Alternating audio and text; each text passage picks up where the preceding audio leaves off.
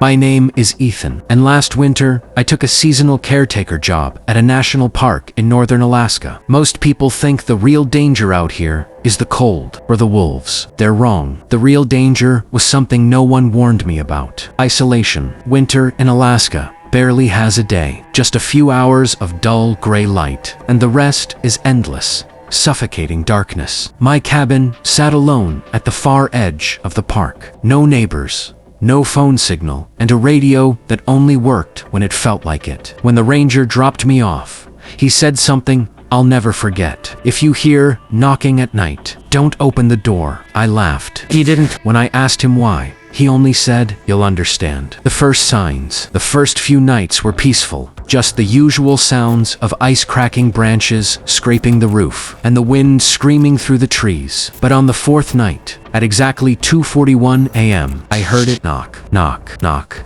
Slow.com, almost polite. My entire body went still. Nobody should be here. The nearest road was miles away. I didn't move, didn't breathe. After a minute, the knocking stopped. I tried telling myself it was a branch, but branches don't knock like a person. Footprints. The next morning, I stepped outside, and my stomach instantly dropped. Footprints. Bare footprints. Small, deep, leading toward my cabin, but not away from it. They stopped right at my door. No returning tracks. No trail. As if someone walked up, knocked, and vanished. The whispering. At night, I barricaded the door, turned off every light, and sat in silence. At 2:41 a.m. right on time, I heard breathing outside my window. Slow, heavy breathing, the kind that fogs up glass. I stayed perfectly still. Then, right behind my ear, inside the cabin, a voice whispered, "You heard me last night. Why didn't you answer?" I almost fell out of my chair. When I looked at the window, there was no face, no shadow, just a single handprint melting on the frosted glass. The radio warning. I grabbed the Ranger radio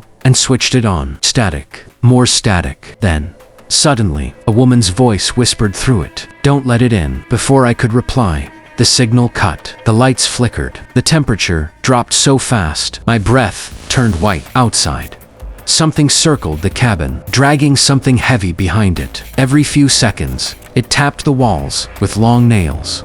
Tap, tap, tap, testing them. A thing on the roof. Around 4 a.m., everything went silent. Then, something began crawling across the roof. Not walking, crawling. Nails scraping wood. A body dragging itself slowly forward. It stopped right above my bed. I heard it inhale deeply, as if it could smell me through the ceiling. Dust fell from the beams. The wooden boards bowed inward, as if something enormous was lying on top of them. Then, it whispered through the ceiling. "Cold. Let me warm up inside." The door handle. Suddenly, the weight lifted. Footsteps crunched in the snow outside. Then the door handle began to turn, slowly, gently, testing. I pressed my shoulder against the dresser I'd shoved in front of the door. The handle rattled harder and harder. Then, silence. I thought it was over, until a voice spoke through the keyhole. In my own voice, "Ethan, open the door." And that's when I realized it didn't want to break in. It wanted me to invite it. Sunrise. I stayed frozen against the door until the first pale strip of daylight crept over the horizon. The moment sunlight hit the snow, a furious low hiss erupted outside, like steam blasting from a broken pipe.